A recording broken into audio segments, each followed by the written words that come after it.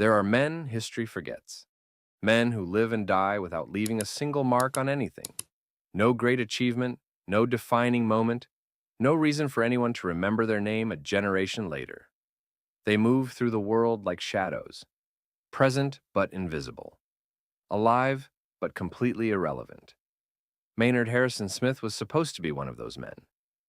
Everything about his life before May 1st, 1943, pointed in exactly that direction.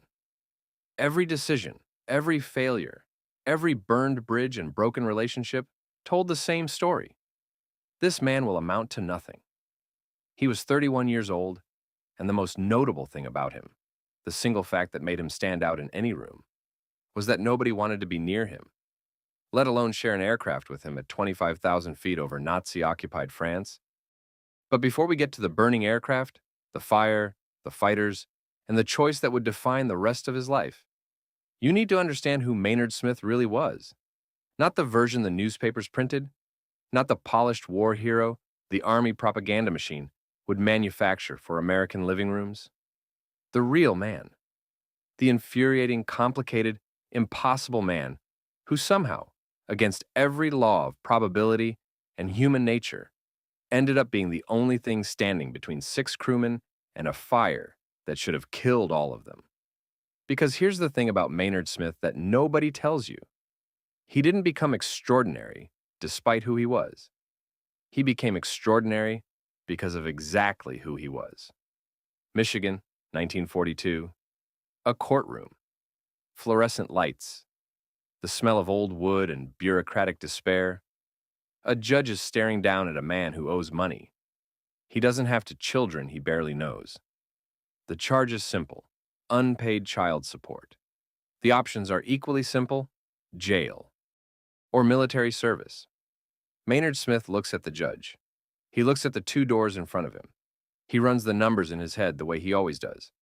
Because whatever his faults, the man was never stupid, and he makes the only calculation that makes sense to a person like him. He chooses the uniform, not out of patriotism, not out of duty, not because some deep American fire burned in his chest when he heard the national anthem. He chooses the uniform because jail is worse, and that right there is the entire foundation upon which one of the most decorated acts of valor in World War II would eventually be constructed. Think about that for a moment. Really sit with it. While young men across America were flooding recruitment offices with fire in their eyes, writing letters home about serving their country, kissing their mothers goodbye at train stations, Maynard Smith was standing in front of a Michigan judge trying to avoid prison over unpaid child support. He was 31 years old. He was 5 feet 4 inches tall. He had been married. That had failed. He had children he wasn't supporting, hence the courtroom. He had a work history that read like a manual on how not to hold employment. He was argumentative, arrogant, opinionated, and possessed of an absolutely unshakable conviction that he was smarter than everyone in every room he had ever entered. He was, by every objective measure, a man who had spent 3 decades getting life spectacularly wrong. And now, the United States Army Air Forces had him. God help them. The 306th Bombardment Group was stationed at Thurley, a flat stretch of Bedfordshire countryside that had been converted into one of the most statistically lethal postings in the entire American military. If your name appeared on the roster here, it meant one thing. You climbed aboard a B-17 Flying Fortress, flew hundreds of miles into the heart of occupied Europe, dropped bombs on targets surrounded by hundreds of anti-aircraft guns, and tried to survive long enough to do it again tomorrow. The mathematics were brutal, and everyone knew them. In the spring of 1943, the average B-17 crew had roughly a 50% chance of surviving their 25-mission tour. Some bomb groups were losing that percentage in a single month. The 8th Air Force was conducting what military planners called daylight precision bombing, and what the men actually flying those missions called something that cannot be printed in polite company. They flew in tight formations across hostile sky, defended only by their own guns and each other, while the Luftwaffe dispatched its finest pilots to destroy them. The submarine pens at Saint Nazaire had earned a nickname among American air crews: Flak City. Because the anti-aircraft fire was so thick, so relentless, so suffocatingly dense, that survivors described it as flying through a solid wall of exploding steel. This was the world Maynard Smith arrived in. He hated it from the first morning. The military structure that most young men found clarifying, the hierarchy, the shared purpose, the brotherhood forged through shared danger, Smith found suffocating. He was 31 in a world of 20-year-olds, and he resented every single moment of it. He resented officers who were a decade younger giving him orders. He resented the rigid scheduling, the mandatory formations, the endless protocols governing every hour of every day. He expressed these resentments loudly, constantly, to anyone within earshot. At Thurley, Smith became legendary with remarkable speed, but not in any way a man should want to be legendary. He slept through mission briefings, not regular briefings, mission briefings. The ones where you learned where the flak was heaviest, the ones where survival information was passed down. He slept through them, and when officers shook him awake and demanded an explanation, he argued philosophy. He lectured other airmen on politics, on economics, on history, on whatever subject had colonized his restless mind that particular morning. He would corner men in the barracks, men who were exhausted from flying into hell and back, and deliver full monologues until they physically stood up and walked away without a word. He argued with superior officers to their faces, not muttered under his breath, not whispered to friends afterward, to their faces. He told captains when he believed they were wrong. He explained at considerable length why their decisions were suboptimal. He treated military rank as a suggestion he hadn't agreed to follow. His disciplinary file became, by all accounts, one of the thicker documents at Thurley. And the men of the 423rd Bombardment Squadron arrived at a simple, unanimous, democratic conclusion regarding Staff Sergeant Maynard Smith. Nobody wanted to fly with him. Here is where the first dark seam of irony runs through this story. The B-17 Flying Fortress carried 10 men into combat. Each had a position, a function, a specific piece of the aircraft to defend. The most uncomfortable position on the entire aircraft, the one that required a very specific combination of small physical size and iron psychological resilience, was the ball turret. Imagine this: a plexiglass and steel sphere, roughly 4 feet across, suspended beneath the belly of the bomber. A man curled inside in something close to a fetal position. 2.50 caliber machine guns angled forward. A computing gun sight. A view straight down to the earth 3 miles below. And between that man and 30,000 feet of open sky, a few inches of aluminum and glass. Ball turret gunners watched the anti-aircraft bursts climbing toward them from below. They saw the fighters diving from underneath, which German pilots had identified as the B-17's most vulnerable angle. In 1943, Luftwaffe tacticians were specifically training their pilots to attack from below and behind, aiming directly at the ball turret position. The man inside it was quite literally the most exposed human being in the most exposed aircraft in the most dangerous airspace in the world. You had to be small to fit. You had to be something harder than ordinary to function in there. Maynard Smith was 5 feet 4 inches tall. Physically, he was nearly perfect for the position. The problem, as everyone at Thurley understood, was everything else. For 6 weeks after his arrival, Smith sat on the ground while other crews flew mission after mission. The system worked simply. When an aircraft needed a replacement ball turret gunner, the available qualified men were assigned. Smith was available. Smith was qualified. The scheduling should have been automatic. But pilots kept pulling commanding officers aside and making the same quiet request: anyone but Smith. Sit with the weight of that for a second. These were men flying into the most dangerous skies in the world. Men who had watched friends disappear in fireballs over German cities. Men who knew, statistically, mathematically, with cold certainty, that many of them would not survive their tour. Men who had every reason to take any warm body in a flight suit that could operate a machine gun. And they still didn't want Maynard Smith. 6 weeks, 40-odd days. Mission after mission, the roster would assemble. Names would be assigned, and somewhere in the process, quietly, professionally, without drama, Smith's name would be removed. He ate in the mess hall. He argued in the barracks. He lectured men who were too tired to tell him to stop. Outside, the B-17s kept taking off. Of the 78 flying fortresses that would depart England on the morning of May 1st, 1943, only 29 would successfully drop their bombs on target. 7 would never return. 75 young Americans would be listed as killed or missing before sunset. Maynard Smith had been penciled in as one of those statistics for 6 weeks running. Nobody would have been surprised. He got on the aircraft because there was no one else. That is the complete, unglamorous truth of how Maynard Smith came to be in the air on the most significant day of his life. A crew was short, one ball turret gunner. Replacements had been exhausted. The scheduling officer looked at his list, found the name that had been sitting untouched at the bottom for 6 weeks, and wrote it down. The aircraft was commanded by Captain Lewis Johnson, a veteran flying his 25th and final mission. After today, Johnson was finished. He had survived 24 missions through the most statistically lethal airspace in military history. One mission stood between him and home, between him and safety, between him and a life that didn't require calculating your own survival probability every single morning before breakfast. One last mission. And they gave him Maynard Smith. Johnson said nothing recorded.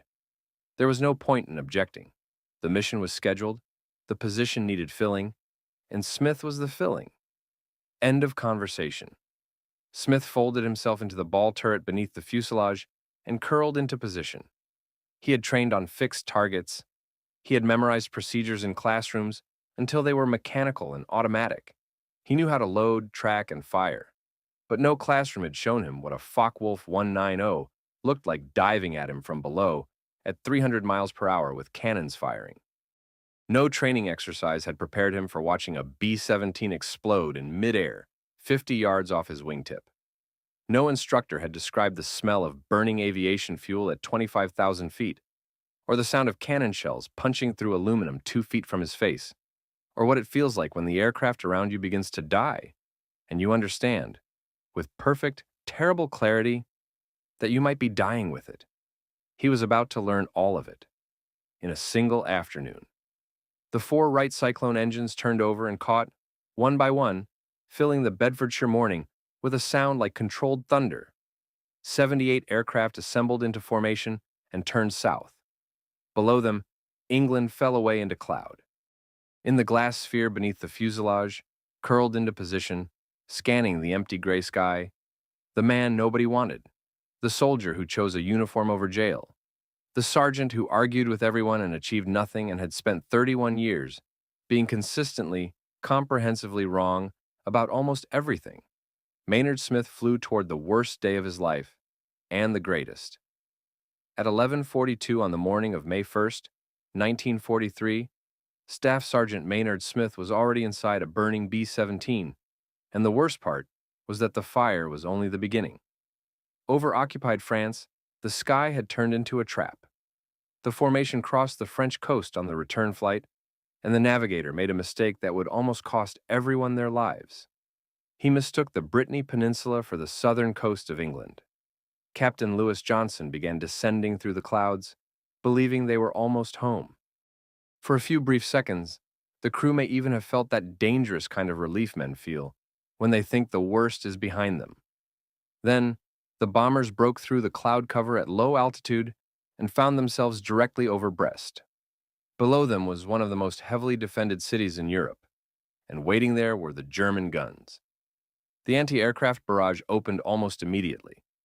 Black bursts of flak exploded all around the aircraft, shaking the bomber like a man being punched in every direction at once. Seconds later, the fighters came in. 15, maybe 20 Focke-Wulf 190s. Fast, aggressive, and trained to kill bombers exactly like this one. They dove hard, cannon shells ripping into the fuselage, tearing through metal, wiring, oxygen lines, and fuel tanks, as if the B-17 were nothing more than tin. The left-wing fuel tank ruptured. Aviation gasoline poured into the radio compartment and ignited. The oxygen system exploded. And in that instant, the inside of the aircraft became a furnace. Three crewmen made the only decision that made sense to any sane person. They jumped. Radio operator Henry Bean, waist gunners Robert Folliard, and Joseph Bukacek. They bailed out over enemy territory and disappeared into the sky below. Their parachutes opened. German soldiers would see them coming down. None of them would survive the day. Maynard Smith did not know that yet. What he knew was that the fire was spreading fast, the tail gunner was trapped, and the interior of the bomber was filling with smoke so thick it turned every breath into a wound. A normal man would have gone for the exit. Smith went toward the fire. That decision is the entire story. Not because it was noble in some clean, cinematic way. Not because he suddenly became a saint. It was something more brutal than that. It was instinct under pressure. It was a man who had spent his life fighting everyone around him and had finally found a fight he could actually win. There was no time to think about heroism, no time to imagine headlines, no time to consider medals or praise or whether anyone back in England would ever believe what had happened.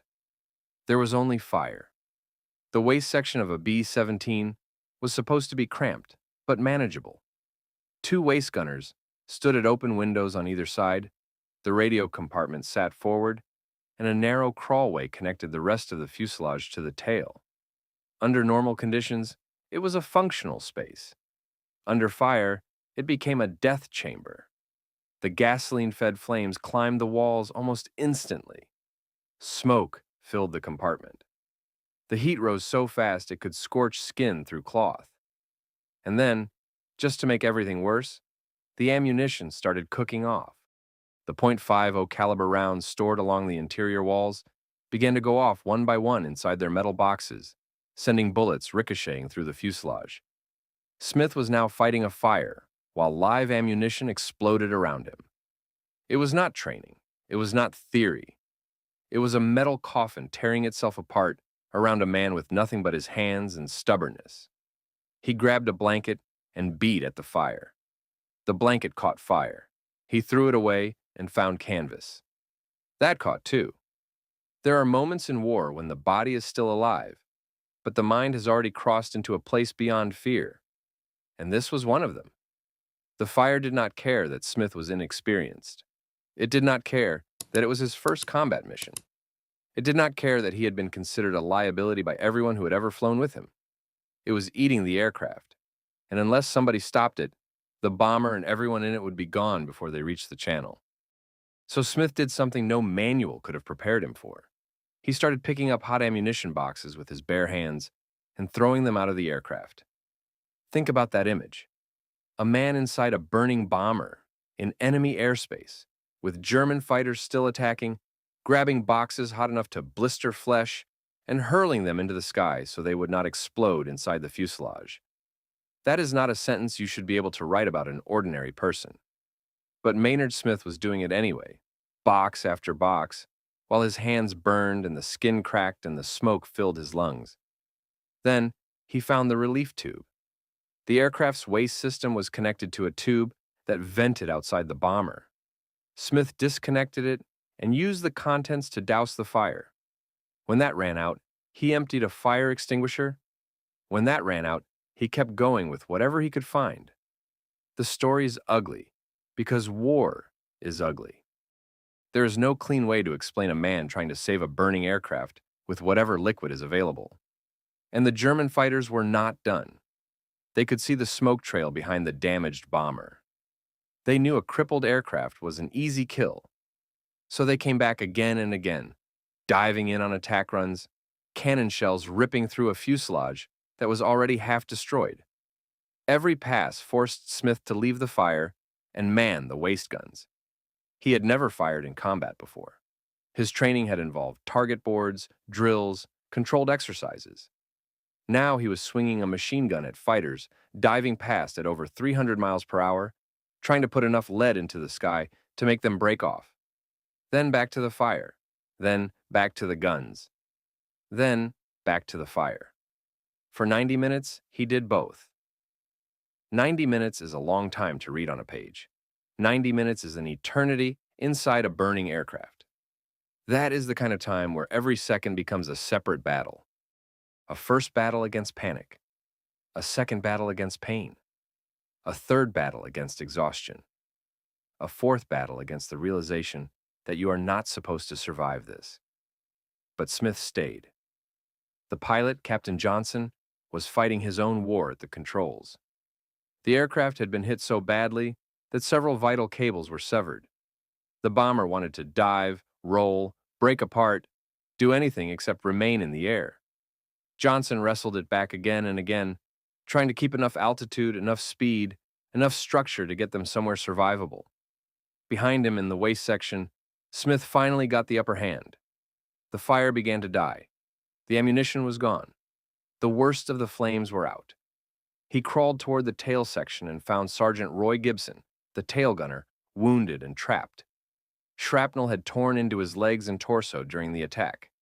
He had spent the entire fire unable to move, unable to help, able only to wait and hope the flames did not reach him. Smith gave him first aid with the emergency kit and did what he could to keep him alive. Then he went back to the guns. Because the fighters might return. Because the bomber was still not safe. Because this was what the day had become. An endless sequence of impossible tasks that had to be done anyway. By the time the English coast appeared through the haze, the aircraft was no longer really flying. It was limping. Fuel was low. The fuselage was damaged. The fire had weakened the structure. And yet somehow, the bomber was still airborne, still moving, still carrying 6 surviving crewmen toward home. They needed an airfield immediately. Thurley was too far. The aircraft would never make it. Captain Johnson spotted RAF Predenac in Cornwall, a grass airfield on the southwest coast, originally built for coastal defense fighters. It was not designed for a battered B-17 trying to land with half its insides burned away. But it was flat, it was close, and it was their only chance. Johnson lined up the approach. The landing gear came down. 3 green lights confirmed the wheels were locked. The touchdown was smooth. For a second, it looked like they had made it. Then, the fuselage cracked. The fire had done more damage than anyone realized. The stress of landing, the weight of the aircraft settling onto its wheels, was too much for the weakened metal. The B-17 broke in two just behind the wing section. The nose and tail separated as the aircraft skidded to a stop. Ground crews who had been waiting at the edge of the runway expected bodies. Instead, they saw a man climbing out of the wreckage with bloodied, bandaged hands, soot covering his flight suit, helping a wounded tail gunner to safety. That was Maynard Smith. Not the man in the briefing room. Not the man the other crews avoided. Not the man the officers tolerated because they had to. This was the man who had just spent 90 minutes inside a burning bomber, fighting a fire with his bare hands, throwing out ammunition, firing back at German fighters, and keeping 6 other men alive long enough to reach England. The aircraft had taken more than 3,500 hits from bullets, cannon shells, and shrapnel by the time the damage was counted later. 3,500. That is not a plane. That is wreckage with wings. And yet, it came home. Captain Johnson's mission report was blunt. He wrote that Smith's actions were solely responsible for the safe return of the aircraft and the lives of the crew aboard. He recommended him for the Medal of Honor. Within days, the story began to spread.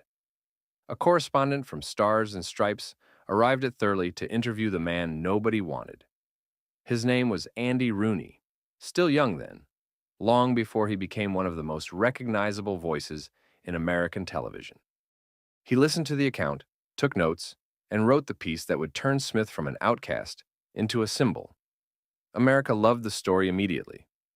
Of course it did. A difficult man, a rejected man, a man with a bad record, a bad attitude, and a bad reputation. And then one afternoon, inside a burning bomber, he became the only thing separating a crew from death. It was the perfect wartime story because it felt bigger than one man. It felt like proof that courage could come from the most unlikely source. But the truth is stranger than the myth. Smith did not become a better man because people called him a hero. If anything, the attention made him worse in some ways. He began repeating the story, and each time he told it, it grew larger. Details shifted, emphasis changed, his role expanded. The core facts never changed, but the legend around them did. That is what happens when a man who has spent most of his life being ignored suddenly becomes the center of every room he enters. And yet none of that changes what happened over Brest. None of that changes the fire. None of that changes the ammunition exploding around him. None of that changes the fact that 3 men jumped and never came back. 1 man was trapped and wounded in the tail, and 1 unpopular, arrogant, impossible sergeant refused to leave the aircraft while it was still burning. The machine was broken. The sky was hostile. The odds were terrible. And Maynard Smith stayed anyway. That is the moment history remembers. Not because he was perfect, because he wasn't. He was exactly the wrong man, in exactly the right place, at exactly the worst possible time. And when the moment came, he did the one thing that mattered. He went into the fire. Certainly. Here's a fully rewritten Chapter 3 in English, with a stronger hook, richer pacing, and a more cinematic YouTube style, expanded to about 1,200 to 1,300 words. The story after the fire should almost feel unbelievable, because in some ways, it is. The man who had just spent 90 minutes inside a burning B-17, throwing out hot ammunition boxes and fighting German fighters, while the aircraft came apart around him, was not immediately carried off as a legend. He was sent back into the ordinary machinery of military life. That is what makes this chapter work. The hero moment ends, but the man does not suddenly become a movie character. He goes back to being Maynard Smith, difficult, stubborn, unpredictable. And the Army has to deal with the fact that its newest hero is still the same headache he was before the mission. By the time the official ceremony was being prepared, the Army had already done what armies do best.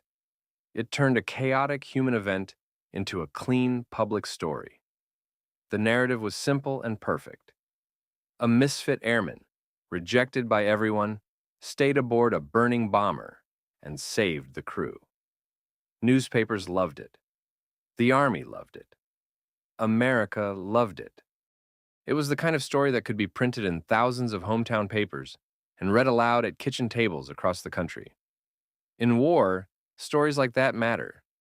They remind people that bravery exists, that ordinary men can become extraordinary, that chaos sometimes produces a clear and inspiring ending. But the real story was never that clean. The medal ceremony was planned with the kind of military seriousness that suggests no one expected anything to go wrong. Secretary of War Henry Stimson was scheduled to present the Medal of Honor personally. B-17s were arranged to fly overhead. Cameras were brought in. Officers were in place. The 8th Air Force wanted this to be a moment people would remember forever. Smith was supposed to stand at the center of it all as a symbol of courage and sacrifice. Only there was one problem. No one could find him. That alone already tells you everything you need to know about the man. This was not a disciplined, polished hero waiting patiently for the spotlight. This was Maynard Smith, a man so deeply inconvenient to military life that even after becoming one of the most celebrated airmen in Europe, he still managed to disappear at the worst possible moment. A search party was sent across Thurley Airfield. They checked the barracks. They checked the officers' club. They checked every place a Medal of Honor recipient might reasonably be expected to be on the morning of his own ceremony. And then, someone had the most humiliatingly practical idea possible. Check the kitchen. That is where they found him. Not resting, not preparing, not being interviewed by the press. He was on kitchen police duty, scraping leftover food from metal trays into the garbage as punishment for another disciplinary infraction. Think about that image for a second. The Army had spent days building a heroic public ceremony around him, and the man himself was in the kitchen doing punishment detail. That contrast is so absurd, it almost becomes poetic. When officers finally located him, they pulled him out of the kitchen and rushed him toward the ceremony, still in his work uniform, still carrying the evidence of the most ordinary kind of military trouble, while the rest of the base prepared to honor him for one of the most extraordinary acts of bravery of the war. It is one of those details that makes history feel more real than fiction, because no screenwriter would dare make it that ironic. It would feel too on the nose. And yet, it happened. The medal was placed around his neck.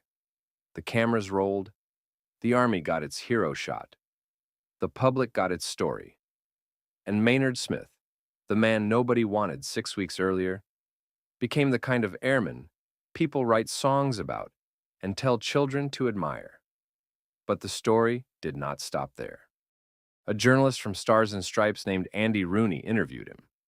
Rooney was young then, long before television made him famous, but even at that age he understood what he had in front of him. This was not just a combat report. This was a human contradiction so sharp it could be seen from miles away.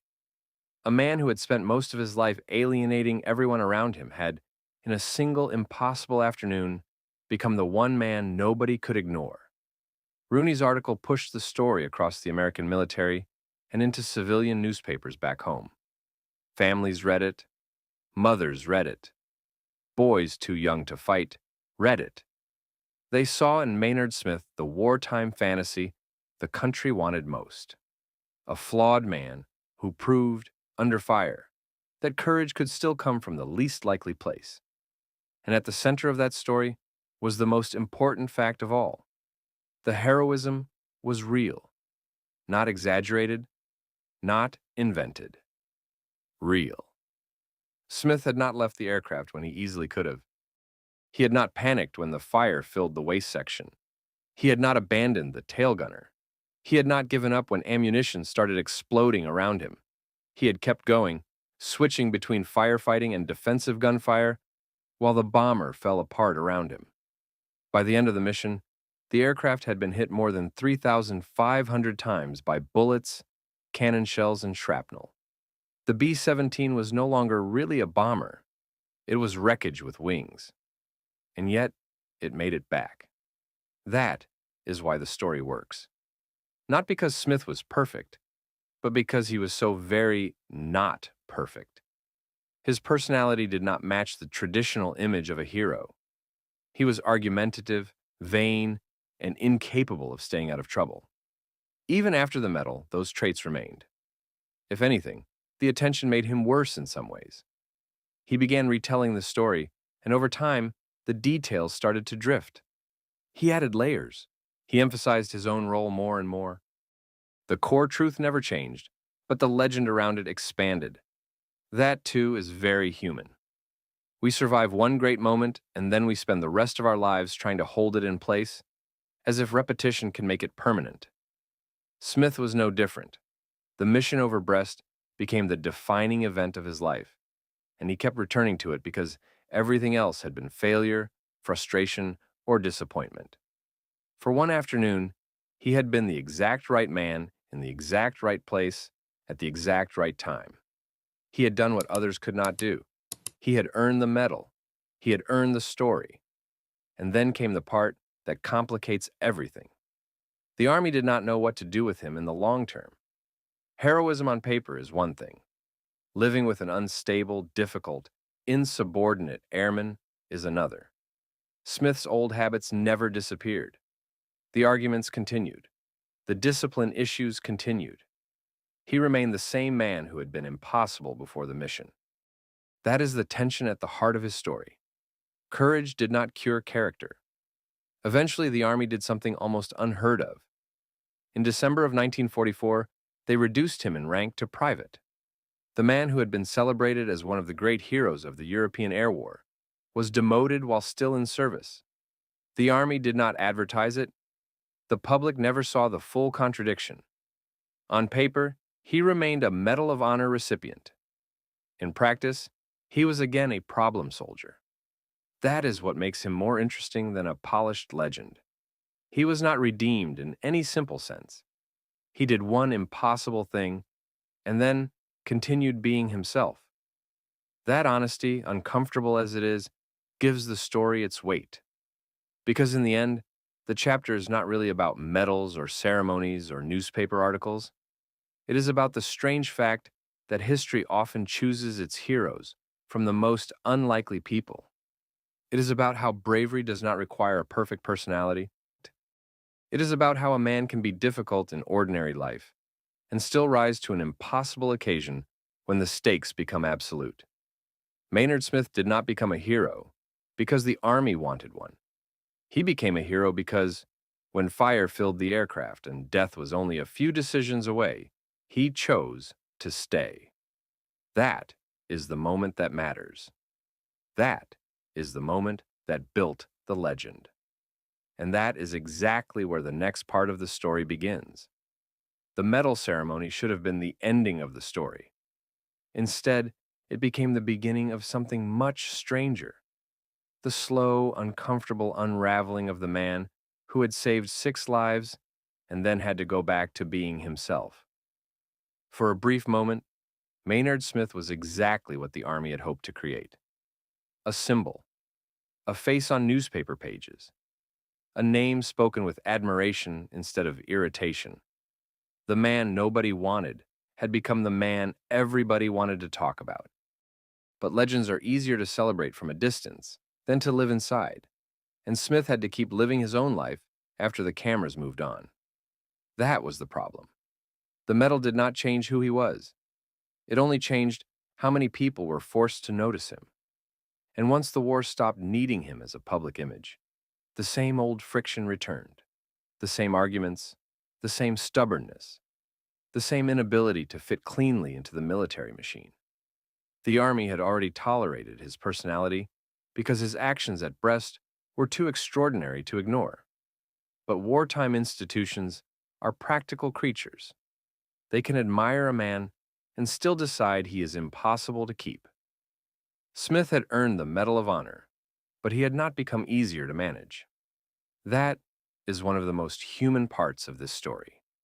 Courage in one moment does not erase contradiction in the next. After the mission, he continued flying for a short time, but nothing in his behavior suggested a miraculous transformation. The same man who had fought fire and fighters in the air still struggled with authority on the ground. The Army eventually reached its limit. In December of 1944, they reduced him in rank to private. That detail should stop you for a second, because it is almost absurd. A Medal of Honor recipient, one of the most celebrated enlisted airmen in the European theater, officially demoted by his own service. That didn't make the medal less real. It didn't make the mission less heroic. It didn't change the fact that on May 1st, 1943, he had stayed aboard a burning bomber when most men would have jumped. But it did reveal something about the distance between public myth and private reality. Smith was not a clean success story. He was a man who had done one unforgettable thing and then remained fully, stubbornly, imperfectly himself. The war was still going on around him. The 8th Air Force kept flying. Men kept dying over Europe. The bombing campaign continued at a terrible cost. Smith, meanwhile, was increasingly pulled away from combat and into the quieter bureaucracy of military life. That transition was never going to suit him. He had no gift for obedience, no talent for patience, no instinct for the kind of discipline the Army required once the heroics were over. He had been useful in the air because he had proven he could act under extreme pressure. But in everyday military life, he was still a headache. That is why the end of his wartime career feels less like a victory lap and more like a long, awkward landing. After Germany surrendered, Smith returned to civilian life carrying a medal that represented 90 minutes of his life, and a reputation that had grown larger than the man himself. He went home to Michigan and received the kind of welcome reserved for local boys who had made good in the war. There were parades, there were speeches, there were smiles. People who had known him as a difficult, unreliable, argumentative young man now saw only the uniform, the medal, the headlines. They saw the public version, not the private one. And that public version had value. America in the post-war years needed men like Smith. It needed examples. It needed stories that could bridge the distance between battlefield sacrifice and peacetime memory. The war had been brutal, expensive, and psychologically devastating. Millions of families had lost someone or waited for someone or feared that someone would never come home. Smith's story offered a rare comfort, the idea that chaos had produced courage, that one flawed man had done something noble, that even in the worst conditions, someone had stayed. But the peace that followed war is often a harder test than the war itself. Smith did not settle into civilian life smoothly. He struggled with work. He struggled with relationships. He struggled with the ordinary demands that appear after the dramatic chapter of a life has ended. The same personality that had made him unbearable in the squadron made him difficult to keep employed. He moved through jobs without building much stability. He clashed with supervisors.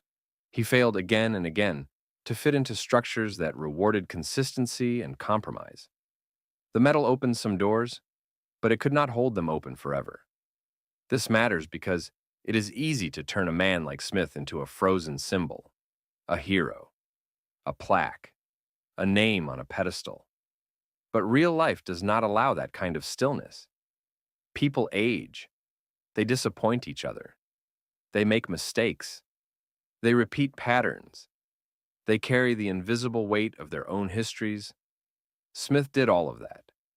The same hands that had thrown ammunition boxes out of a burning bomber now had to survive the much less dramatic, but often more punishing work of ordinary life. He married again. That marriage failed. He married again after that. That failed too. The story repeats itself because the pattern was never really about war at all. It was about a man who had difficulty sustaining the kinds of commitments that civilian life requires. The war gave him one arena where his temperament could become an asset. Peace took that arena away. And so the legend and the person continued to drift apart. Over the years, Smith told the Brest story again and again.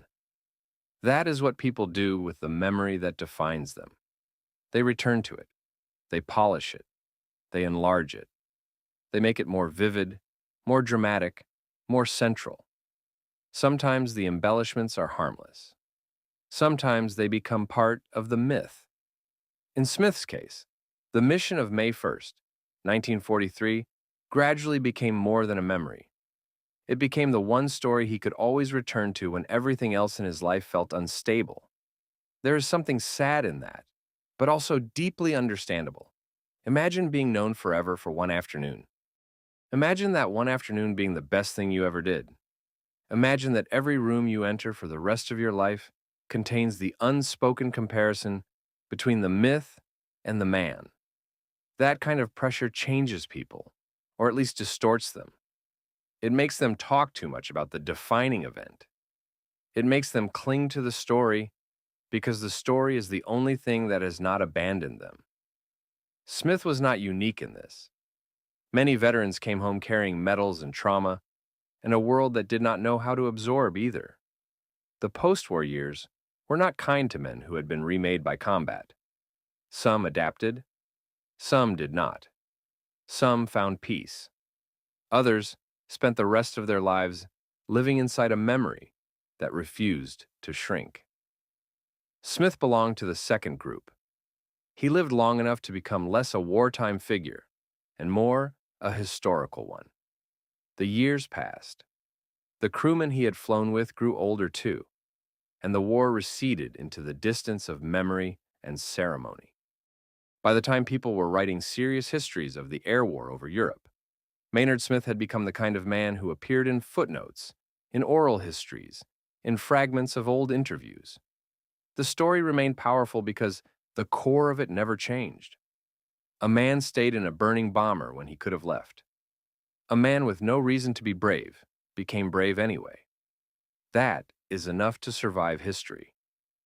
Smith's later years were quieter, but not necessarily easier. He eventually moved to Florida, like so many aging veterans of that generation who sought warmth, rest, and distance from the places where their hardest years had unfolded. He remained a recognizable Medal of Honor recipient, still invited to veterans' events and ceremonies, still attached to the identity forged in 1943. But the man himself had long since returned to the ordinary rhythms of aging. The burns, the smoking aircraft, the enemy fighters, the shattered fuselage, all of it belonged to another world. He died on May 11th, 1984, in St. Petersburg, Florida, at the age of 72. Heart failure.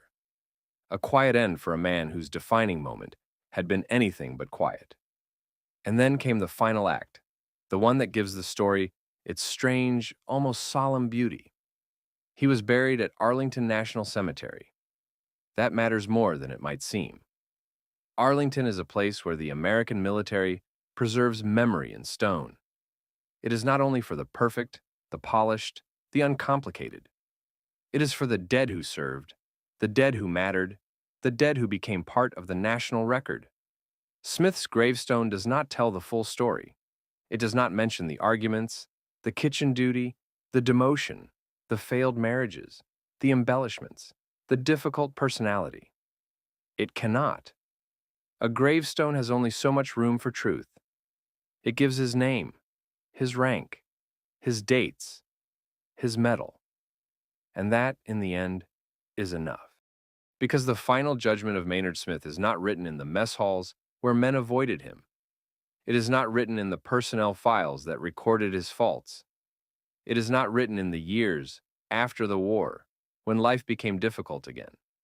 It is written in one afternoon over Brest, when a burning aircraft was falling apart around him, and he chose to stay long enough to save the people who were depending on him. That is the ending this story deserves. Not because he was flawless. He wasn't. Not because his life was tidy. It wasn't. But because for 90 minutes, in a sky full of fire, one difficult man did the hardest thing possible and made it look like the only possible choice. And that is why his story still matters.